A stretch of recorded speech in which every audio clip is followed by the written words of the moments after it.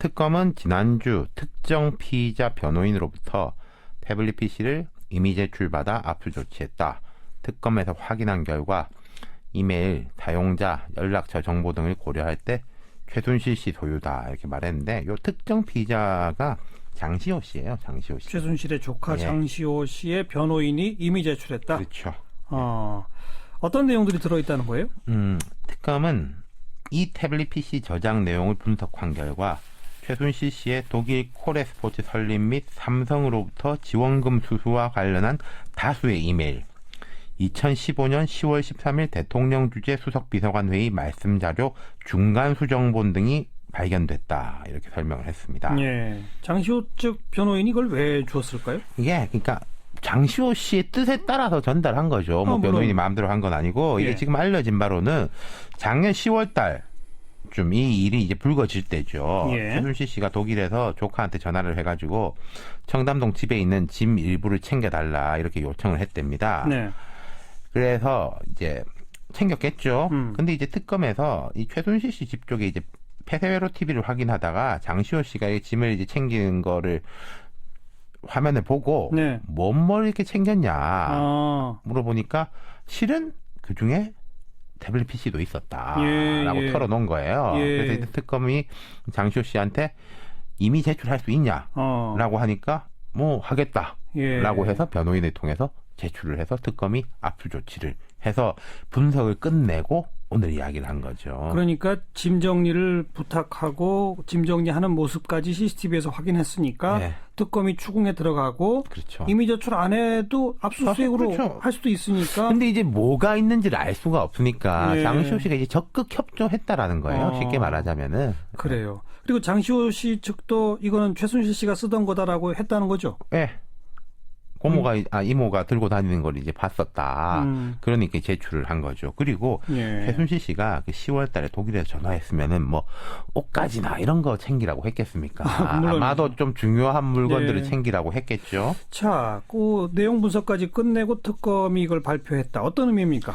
자, 특검보 이야기를 들어보면은 안에 있는 내용에서는 문건보다 다수의 이메일을 발견했다. 이메일 내용은 주로 최순실이 사용한 것으로 추정되며 여타 범죄에 관한 이메일도 발견됐다 이렇게 설명을 했어요. 일단 시기적으로 볼 때 첫 번째 태블릿 거기에 있는 파일들은 2014년 상반기까지였습니다. 그렇죠. 시기가. 그러니까 박 대통령이 처음 해명할 때 그걸 보고 정권 초기에 보좌진이 안정되지 않았을 때까지 조언을 구하고 뭐 이런 말 했지 않습니까? 그런 말 했죠. 근데 이제 최순실 씨가 그 이후에도 국정에 오히려 더 깊숙이 관여한 증거들은 그가 많이 나왔는데 이 태블릿이 또 명확한 증거가 되는 거죠. 2015년 10월 달 대통령 주재 수석비서관 회의 말씀 자료까지 수정을 했으니까요. 그렇군요.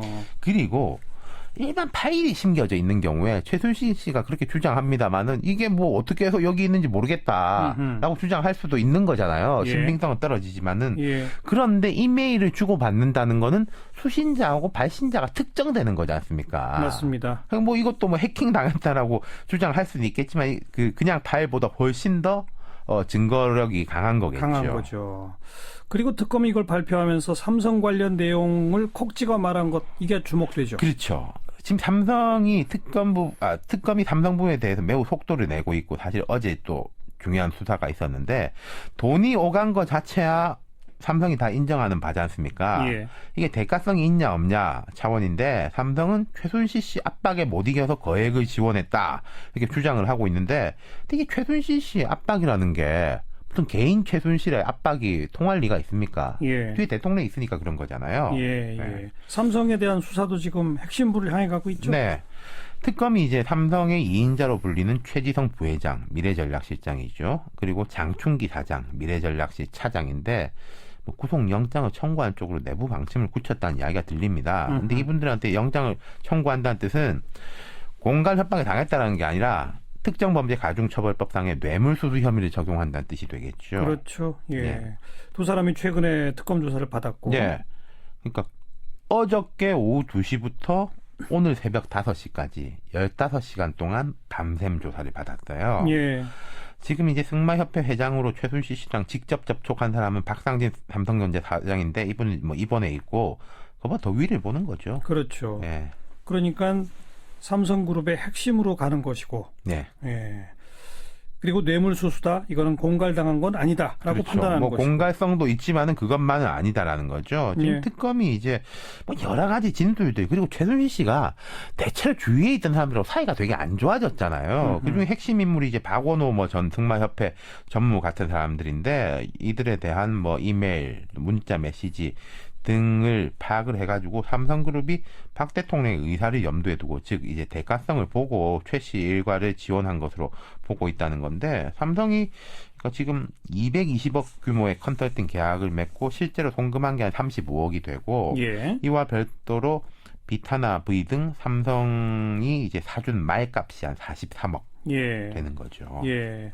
원래 이거는 승마 유망주 여러 사람을 키운다라는 명분이었는데 다른 유망주는 없고 그렇죠. 정유라 하나고. 예, 6명 중에 이제 6명을 한다라고 했는데 끝까지 안 했고 아까 말씀드린 박원호 전무 같은 경우에는 이 사람은 또 이제 승마 쪽에 욕심이 있는 분이니까 빨리빨리 뽑자라고 하다가 최순실 씨한테 면박을 당했다는 거 아니겠습니까? 예, 예. 그리고 뭐 그런 증언까지 나와요. 이건 삼성 쪽 이야기인 것 같은데 처음에 삼성이 말을 사가지고 삼성 명의로 정유라 씨한테 주니까 최순실 씨가 언제 말 빌려달라고 했냐라고 이제 막 화를 내가지고 아예 그 다음에 이제 2마리를 사줬다 이런 이야기도 나오고 있는 거고요. 그러니까 명의를 삼성 명의로 하는 거는 빌려주는 거니까. 그렇죠. 그게 아니라 정유라 이름으로 사둬라. 예. 예. 그리고 뭐 35억 송금된 돈이 어디 쓰였는지까지 지금 낱낱이 막 나오고 있는 네. 상태 아니겠습니까?